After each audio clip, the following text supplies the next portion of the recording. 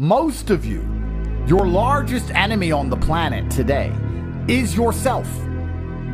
You are the one who is destroying your own prospects because you don't have your own mind under control. And one of the things that's crazy about the world is your mind is one of the few things you can control. You can't control very much else. You can only control your mind. It's the only thing you have control over. So if you don't control it absolutely, you're going through life with no control over anything. You don't control your own mind, which means by extension, you do not control your life, you do not control your woman, you do not control the weather, you do not control the politicians, you don't control nothing. You're just an empty vessel going through life with zero control over anything. You can control, once your mind's in check, your reaction and attitude to things. Everything you want's at the top.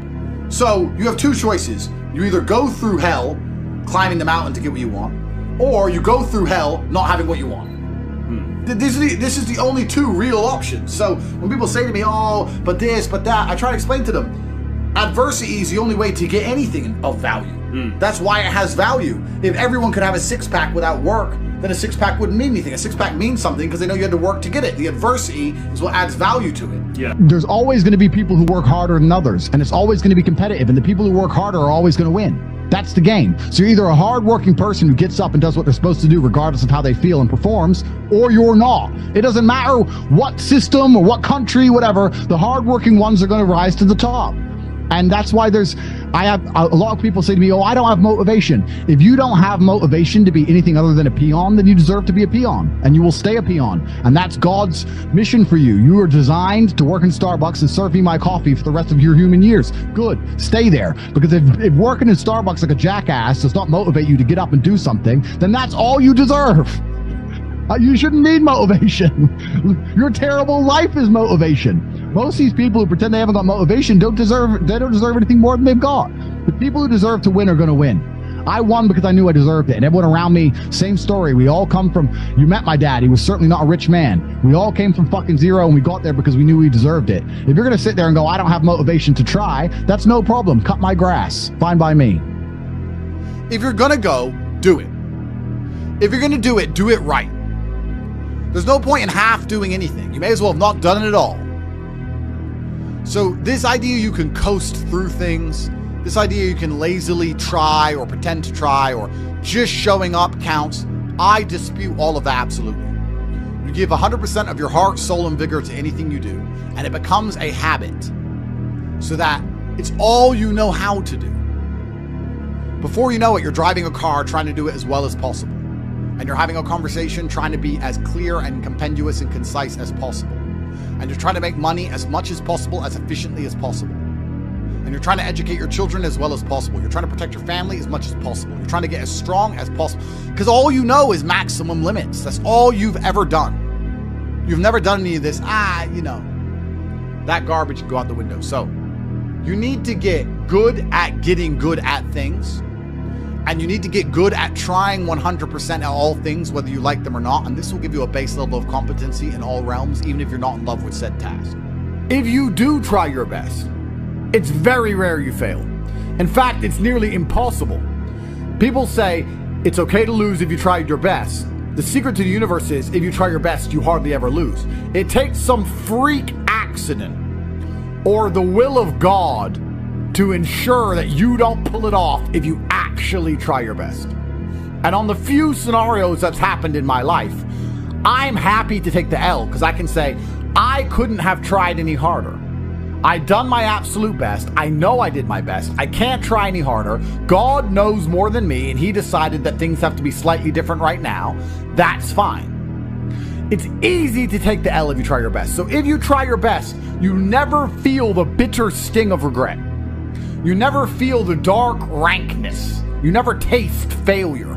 It's never in your mouth. It's never lucid. It's never tangible. Because you approached the scenario with absolute vigor. And truthfully, effort is a muscle, like everything else. The more you exercise it, the better it becomes. So even if you try for 100% for something and fail, you've exercised your effort muscle. which means you haven't failed because you've learned something and become better at giving effort to things. You've become better at being concentrated on a task. So it's nearly impossible to fail in these scenarios. Unless you take action and do things that show the universe you deserve a life beyond somewhere stuck in the middle, simply being extracted from and affording lifestyles for other people who have had either a better upbringing, perhaps had an advantage you did not have, or they started below you and surpassed you. You as a man should be offended by the fact that my brother and I started miles below you and have surpassed you in every single human metric. That should bother you. You should be inspired by us, but you should also sit there and go, why are they beating me? They started below me. They started the race way back there, and I was so lazy and so stupid, and I took life for granted, and I expected everything to be given to me, that these guys have managed to lap me and surpass me based purely on hunger and grit alone. They had no advantages. All they had was this innate desire to do anything it took. So anything I do, I don't want to be bad at. I either don't do it or I try my very best all the time to become extremely good at it. I don't see the point in doing anything and being mediocre or being bad at it. What's the point? If I'm going to speak on podcasts, I want to be good at it. Anything I'm going to do, I want to be good at. Now, you should have enough respect for yourself that you're prepared to always put in the effort to give your best 100% because it is a habit. You should always give your best to anything you do. When you pick up a video game, you should give your best. When you drive a car, you should attempt to drive as efficiently as possible, using the brake as little as possible to not waste fuel, to make sure there's no close calls, no sudden braking. Most of you are just getting in your car and driving like a jackass from point A to point B, not trying to actually go, you know what, let me drive and pretend I have the queen in the back seat and I can't even brake suddenly. And I only have a fraction of fuel. How far can I go if I very smoothly, very calmly anticipate the traffic in advance, move my car in and out of the car so I barely have to brake, keep moving slowly and smoothly? Let me try and get good at this. You need to fall in love with being happy with yourself for how hard you've dedicated yourself to a task. That needs to be more satisfying to you than relaxing. Relaxing is probably the most boring thing you can possibly say for me to do. Say, Andrew, do you want to go relax? And say, what do I do, stare at a wall? That sounds terrible. Nothing is worse than relaxing. I don't want to relax. I want to work. It's all I want to do is work. Because if I work and I achieve things, I feel good inside. I got something done. I feel good. I feel happy. If I just relax, nothing's been achieved, so I don't see the point of it. It doesn't even relax me. In fact, it makes me very anxious. Your future is the result of your daily actions. You're defined by what you do today. Lazy now, loser later. Get to work. The life you want is easy. All you have to do is fall in love with the work. If you fall in love with the work, fall in love with being good at doing your work, getting it done, never missing a day. Because the easiest way to make sure you never miss a lucky day is to try every single day. Lucky days exist. And you're never going to know if you have a lucky day or not unless you try every single day. Then you're never going to miss any lucky days. And you're going to pull it off. And you're going to realize it wasn't actually that difficult. All it took was consistency and constant effort. Never being lazy and doing everything I'm supposed to do properly. It's almost impressive how difficult it is to make the average person move. The average person is a statue getting shit on by the pigeons. And they'd rather just sit there covered in shit than move. It's very hard to inspire people to take initiative to save themselves. It's incredible.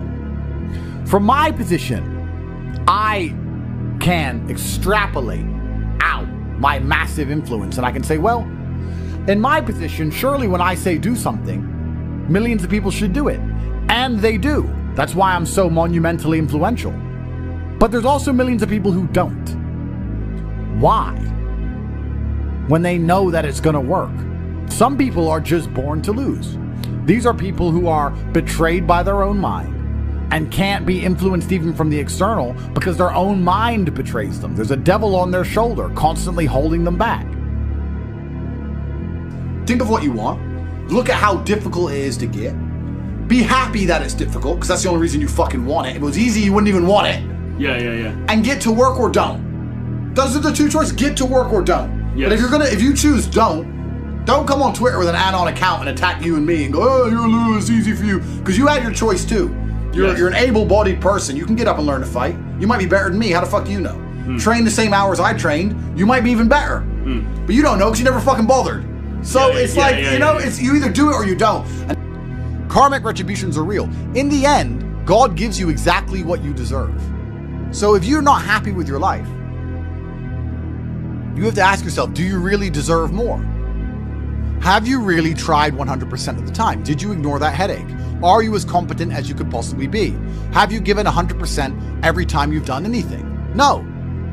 You deserve what you have. You deserve your mediocrity because you're an average person. You want a Lambo and these women and a boat and whatever else you want because you see it on Instagram, but wanting something and deserving something are very different things. If you truly deserved it, you'd be working for it in a way that ensures it would be given to you by the universe. Every single thing I've ever wanted, I have got. Maybe not instantly, maybe not easily. In fact, certainly not both. It was always difficult and it always took time, but I really wanted them, so I always got them. And I put in enough work to show God and show the universe I deserved them, so he gave them to me. If smoking weed kills your fire, don't smoke weed. If drinking booze kills your fire, don't drink booze. Everything you need to do. If drinking booze gives you fire, then fucking drink it. I don't care. But you need to sit down and look at your life and say, what's going to make me as motivated as possible? Is it developing an imagination to imagine my dream life? I'm sure it is. Is it having a social circle of people who are always trying to elevate? I'm sure it is. Is it having a girlfriend who supports me in all of my dreams? I'm sure it is. You need to then sit there, look at every facet of your life, analyze it one by one, and develop a lifestyle which is going to give you endless fire, because without it, you are going to lose. I trained so hard because I was scared of losing. I was scared of meeting my opponent on X day at X time and getting my ass kicked and looking like an idiot and possibly dying and getting brain damage. I was afraid, and I used that fear to train as hard as possible. And you can apply that to life as a whole. You need to use the fear of being mediocre and use it to make you try as hard as possible. The reason with most mediocre people is they don't have a fear of being mediocre. They've listened to the Matrix programming and they've been convinced that being mediocre is absolutely fine. It's fine to not be that successful. You know what? All our graves are the same size. Doesn't matter what you achieve in your life.